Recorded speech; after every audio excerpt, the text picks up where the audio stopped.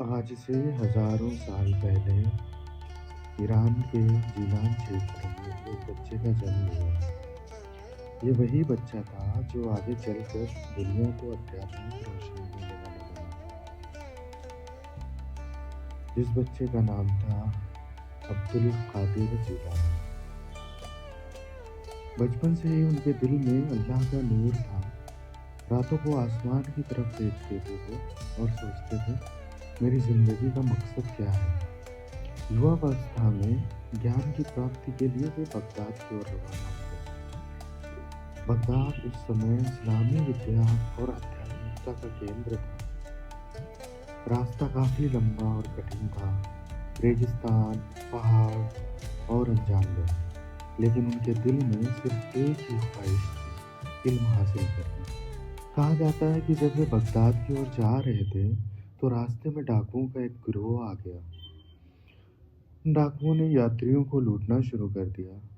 جب حضرت جیلانی رحمۃ اللہ علیہ کے پاس پہنچے تو ڈاکوؤں نے پوچھا، تیرے پاس کیا ہے؟ انہوں نے سچائی سے کہا، میرے پاس کچھ سونے کے سکے ہیں جو میری ماں نے میری کمر کے نیچے سل دیے ہیں۔ یہ سن کر ڈاکو حیران رہ گئے اور کہنے لگے، تو نے ہمیں کیوں بتا دیا؟ کوئی اور ہوتا تو چھپا لیتا۔ انہوں نے جواب دیا، میری ماں نے مجھے ہمیشہ سچ بولنے کی ہدایت دی ہے، میں جھوٹ نہیں بول سکتا۔ یہ سن کر ڈاکوؤں کا سردار رو پڑا۔ اس نے کہا، آج تک ہم نے بہت گناہ کیے ہیں، لیکن تیری سچائی نے ہمارے دل کو بدل دیا۔ اور اسی وقت اس نے توبہ کر لی۔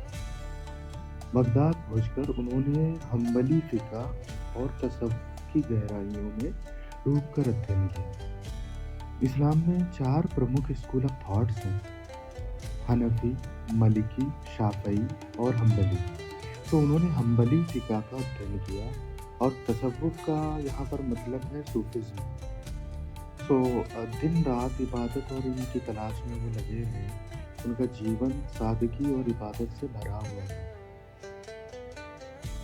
سن 1127 عیسوی کے آس پاس جب وہ لگ بھگ 50 سال کے ہوئے تو انہوں نے لوگوں کو اپدیش دینا شروع کیا۔ ان کی واणी میں سادگی اور دلوں کو چھو لینے والی طاقت تھی۔ لوگ دور دور سے آتے اور ان کے بیان سن کر اپنے دلوں کو بدل لیتے۔ انہوں نے قادریہ سلسلے کی نیو رکھی، ایک صوفی طریقہ جو آج بھی پوری دنیا میں لاکھوں لوگوں کو آدھیاتم کا مارگ دکھا رہا ہے۔ ان کے ذکر اور دعائیں آج بھی روح کو سکون دیتی ہیں۔ سن 1166 میں لگ بھگ 90 سال کی عمر میں بغداد میں ہی ان کا وصال ہوا، لیکن ان کی شکشائیں، ان کی دعائیں اور ان کا سلسلہ آج بھی جیوت ہے۔